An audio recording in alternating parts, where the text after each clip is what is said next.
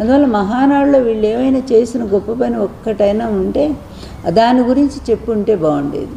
కడపలో మహానాడు పెట్టడమే గొప్పగా భావిస్తున్నారంటే ఒక 20,000 మంది పోలీసులు పెట్టుకొని చుట్టూరా కూడా అక్కడ జనమేమో రాలేదు, పోలీసులు ఎక్కువ కనిపిస్తూ ఉన్నారు. అలాంటి వీళ్ళు కడప ఇంటికి వెళ్ళి ప్రజల ఇళ్ళకి వెళ్ళి మేము మీ ఇంటికి వచ్చాము, అందువల్ల మా పరిపాలన ఎలా ఉందని తండ్రి కొడుకులకు అడిగే దమ్ముందా, ధైర్యం ఉందా?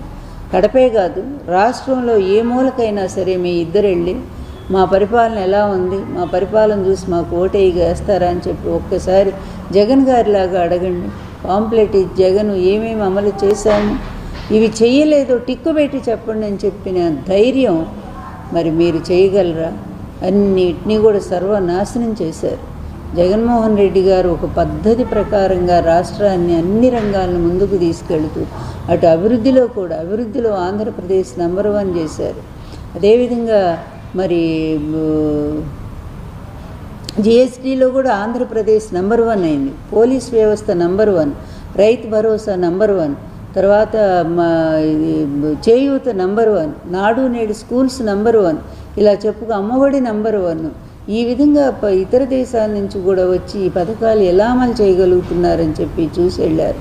కరోనాలో కూడా హాస్పిటల్స్ అప్పటికప్పుడు ఏర్పాటు చేసి నిజంగా ప్రజలను ఆదుకున్న తీరు ప్రపంచమంతా హర్షించే విధంగా ఉంది. దేశం కూడా ప్రధాని మెచ్చుకున్నారు, అందరూ మెచ్చుకున్నారు. అట్లాంటి గొప్ప పరిపాలన, గొప్ప పాలకుడు, గొప్ప సంక్షేమము వాటన్నిటిని తుంగలో దొక్కి ఈరోజు అమరావతి పేరుతో అడ్డగలుగా సంపాదిస్తూ మళ్ళీ కూడా ఈ విధంగా తండ్రి కొడుకు తయారయ్యారు. ఈ రాష్ట్రానికి ఒక పీడలాగా చీడలాగా పట్టుకున్నారు వీళ్ళు. అందువల్ల వీళ్ళ గెలుపు కూడా మామూలు గెలుపు కాదు, అడ్డదారిలో గెలుపు అని ప్రజలందరూ చెప్పుకుంటూనే ఉన్నారు. అందువల్ల ఎప్పుడు ఈ పీడ తొలగిపోతుందా అనుకుంటున్నారు. అది మహానాడు కాదు, ఒక ప్రజలకి అది వెన్నుపోటు నాడు అని చెప్పుకోవాలి. ఎన్టీఆర్ని వెన్నుపోటు పొడిచి ఎట్లా పార్టీ లాక్కున్నారో అదేవిధంగా ఈరోజు కూడా మరి ప్రజలను వెన్నుపోటు పొడిచి హామీలు ఇస్తామని చెప్పి మాట ఇచ్చి ఈరోజు ప్రజలను వెన్నుపోటు పొడిచిన వెన్నుపోటు నాడుగా దాన్ని చెప్పుకోవాల్సి ఉంటుంది. ఎక్కడి మహానాడు, ఎక్కడి ఎన్టీఆర్, ఎక్కడి చంద్రబాబు, ఎక్కడి ఈ పీడనాడు చెప్పుకోవాలంటే ఇదొక మహానాడు కాదు, బోరు నాడు. బోరు కొట్టించింది వాళ్ళ పార్టీ వాళ్ళకే బోరు కొట్టింది.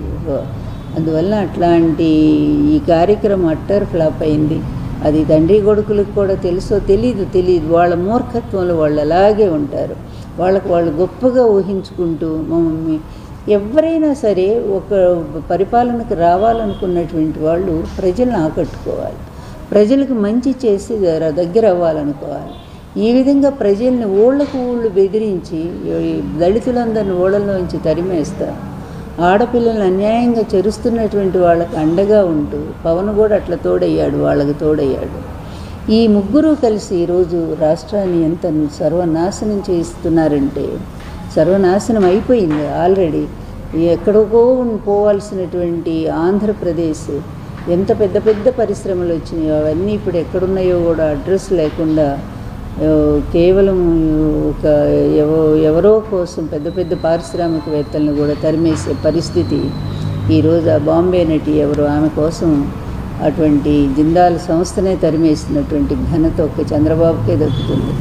నా దృష్టిలో ఈ చంద్రబాబు రాజకీయవేత్త కాదు. అలాగే లోకేష్ అంతకంటే చెప్పాలి అంటే అసలు అంత పనికి మాలినవాడు, పరమ పనికి మాలినవాడు. అట్లాంటి వాడిని ప్రజలు ఎవరు కాదు, పార్టీ కూడా ఊహించలేదు. వాళ్ళ అవకాశం కోసం, ఏదైనా పదవుల కోసం పొగడొచ్చేమో కానీ అతను ముందు. కానీ బయట అందరికీ తెలుసు, మేధావులు కానీ ప్రజలు కానీ ఎవరు యాక్సెప్ట్ చేయని వాళ్ళు ఎవరంటే ఈ తండ్రి కొడుకులే. వీళ్ళు ఎప్పుడు కూడా స్వతహాగా గెలవరు, అవకాశవాద రాజకీయాలతో ముందుకు వచ్చేటువంటి వాళ్ళు. అందువలన జగన్ను తిట్టడానికి మహానాడే అవసరం లేదు. మహానాడులో ఎన్టీఆర్ ఆశయాన్ని చెప్పలేనటువంటి మీరు, ఎన్టీఆర్ ఆత్మని తీసుకొచ్చి ఆర్టిఫిషియల్ ఇంటెలిజెన్స్ ద్వారా మాట్లాడించే మీరు ఎంత దిగజారుడు రాజకీయాలు చేశారనేది స్పష్టంగా అర్థమవుతుంది. ఎన్టీఆర్ ఇంప్లిమెంట్ చేసిన ₹2 కిలో బియ్యం, ఎన్టీఆర్ ఇంప్లిమెంట్ చేసినటువంటి సంపూర్ణ మద్యపాన నిషేధం, ఆయన అదేవిధంగా రైతులకు హార్స్ పవర్ ₹50, ఎన్నో పథకాలు ఆయన అమలు చేసి మరి ఇప్పటికి కూడా మంచి పేరు ప్రజల్లో సంపాదించుకున్నారు. అట్లాంటి పథకం ఏ ఒక్కటన్నా చేయగలిగారా? ఇళ్ళు కూడా మద్యాన్ని పారిస్తూ కుటుంబాల సర్వనాశనానికి తోడ్పడుతున్నటువంటి మీరు ఎన్టీఆర్ పేరెత్తే అర్హత ఉందా? ఆయన ఎంత క్షోభిస్తుందో ఆయన ఆత్మ. ఎన్టీఆర్ గారు నాకు కూడా చెప్పారు వచ్చి కల్లో, ఇదిగో వీళ్ళు ఈ విధంగా నా పేరు ఉపయోగించుకొని ప్రజల్ని తప్పుదారి పట్టిస్తూ ఉన్నారు. ఈ విధమైన ఇంత దుర్మార్గానికి పరాకాష్ట. నేను ఏనాడైనా ఈ చంద్రబాబుని నేను పొగిడానా? చంద్రబాబు లాంటి నీచుడు లేడని చెప్పాను కదా. అలాంటిది ఇతను ఈ విధంగా చెప్పి పైగా ఆయన కొడుకును కూడా పొగిడించుకోవటం అనేది నాకు పరమ అసహ్యంగా ఉంది. నా ఆత్మ క్షోభిస్తూ ఉందని ఎన్టీఆర్ గారు నాకు కూడా చెప్పారు. అదే నేను కూడా చెప్తా ఉన్నాను.